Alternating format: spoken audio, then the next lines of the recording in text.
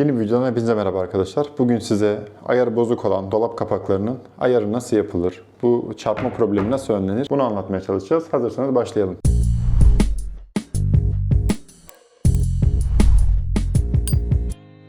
Arkadaşlar dolaplarımız kimi zaman montaj hatasından dolayı, kimi zaman da kullanımdan dolayı bazen kapak ayarları bozulabiliyor. O durumda da bu şekilde tam olarak yerine kapanmıyor ve üst üste geliyor, çarpıyor. Bu da hem kullanımı zorlaştırıyor hem de malzemenin ömrünü azaltıyor aslında. O yüzden bunları çözmek lazım. Düşündüğünüz kadar zor değil. Şimdi size aşama aşama göstermeye çalışacağım. İlk olarak menteşe üzerinde bulunan vidalar ne işe yarıyor? Onu bir öğrenelim isterseniz. Mantığını öğrenince daha kolay olur çünkü problemi çözmek. Gördüğünüz gibi bir köprü gibi aslında dolapla kapak arasında bir köprü işlevi görüyor bu.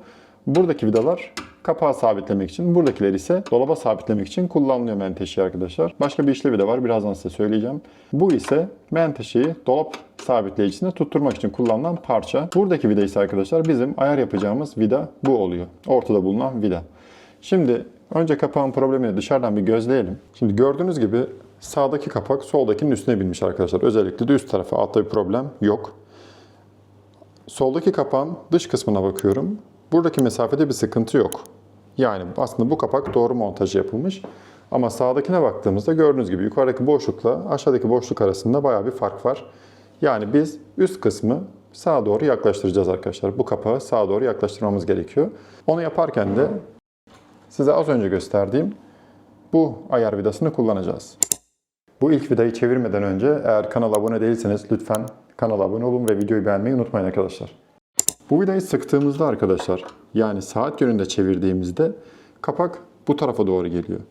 Açtığımızda ise saat yönünün tersine çevirdiğimizde ise şu an gördüğünüz gibi kapak geriye doğru gidiyor. Şimdi bizim kapağımızdaki sorun neydi arkadaşlar? Sağ taraf öne doğru gelmiş. Yani buradaki mesafe fazla açık. Bizim bunu kapatmamız lazım. Biraz daha geriye doğru çekmemiz lazım. Onun için de şimdi bu vidayı saat yönünün tersinde çevirerek açacağım arkadaşlar. Gördüğünüz gibi kapak geriye doğru gidiyor zaten.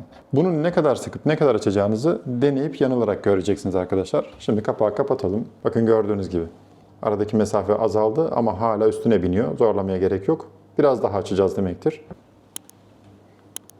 Evet, şimdi gördüğünüz gibi kapak tam olarak kapandı. Ama tabii gördüğünüz gibi bu kez aşağısında birazcık açıklık var. Demek ki altta da bir ayar yapmamız gerekecek. Bunun için ise burayı saat yönünde çeviriyorum ki kapak biraz öne gelsin diye.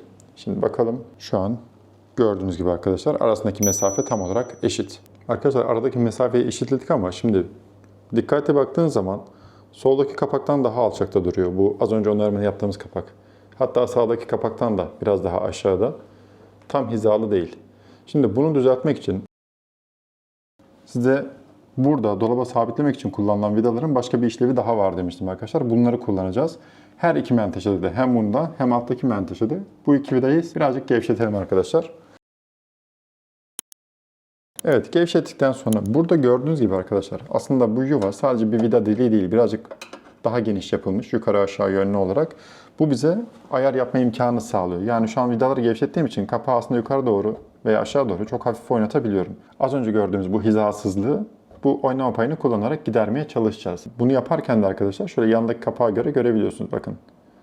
Sağdaki kapağın hizasına göre bunu ayarlayıp daha sonra bu şekilde vidaları sıkıştıracağım. Şu an tam hizalı görünüyor. Destek olmak için kanala abone olmayı ve videoyu beğenmeyi lütfen unutmayın. Şöyle kapatalım. Evet, gördüğünüz gibi arkadaşlar tam olarak hizalı bulunuyor şu an.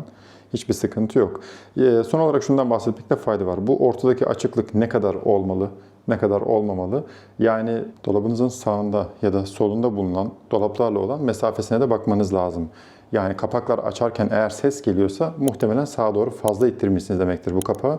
O yüzden ses yapıyor demektir. Şu an açalım mesela. Bir ses yok. Gördüğünüz gibi sol tarafı deneyelim. Bir ses yok arkadaşlar. Demek ki biz bunu düzgün bir şekilde monte edebilmişiz. Geri kalan kısım birazcık göz ayarı istiyor arkadaşlar. Yani çok fazla açık olmaması lazım veya buranın çok birbirine bitişik olmaması lazım. Onu da artık göz hizanızla bir şekilde ayarlarsınız diye düşünüyorum. Video bu kadar arkadaşlar. Lütfen videoyu beğenmeyi ve kanala abone olmayı unutmayın.